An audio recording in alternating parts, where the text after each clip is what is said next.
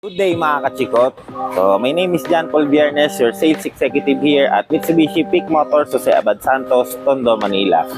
So, ayun, ito nga pala mga common question sa atin ng ating mga clients kung ano nga ba ang kaibahan ng Expander GLS Automatic sa Expander GLX Automatic. So, tara guys, check natin yung unit para ma-demo ko sa inyo. So, ayun. So, pag-usapan muna natin ngayon, ito muna Expander GLS Automatic 2024 model. So, pakita ko muna sa inyo guys kung ano yung mga sample ng kaibahan nila ni GLX Automatic. So, tara guys, pasok tayo.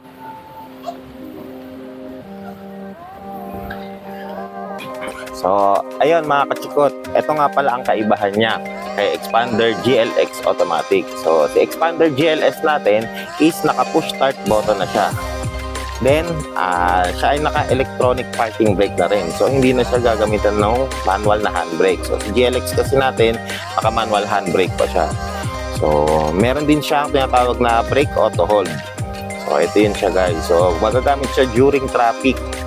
So, para ma-lessen natin yung foot fatigue o ngalay sa ating paa during traffic or sa stoplight.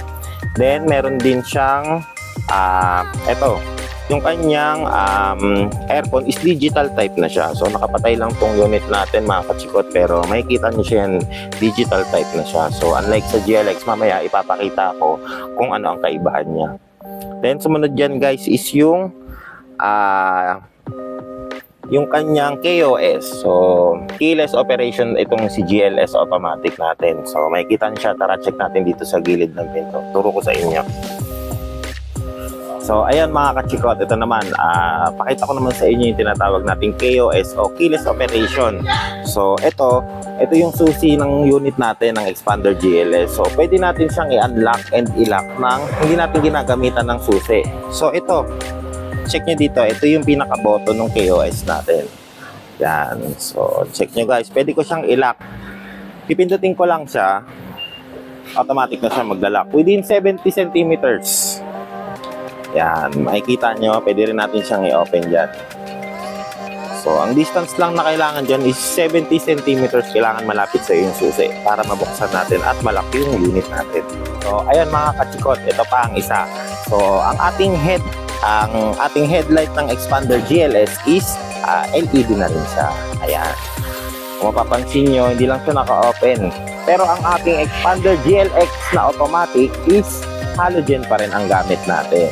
So, sa DRL naman or yung ating daytime running light, parehas din sila ni GLX. Ito lang po ang kanilang naka-LED. Ayan. Check natin yung buong unit natin.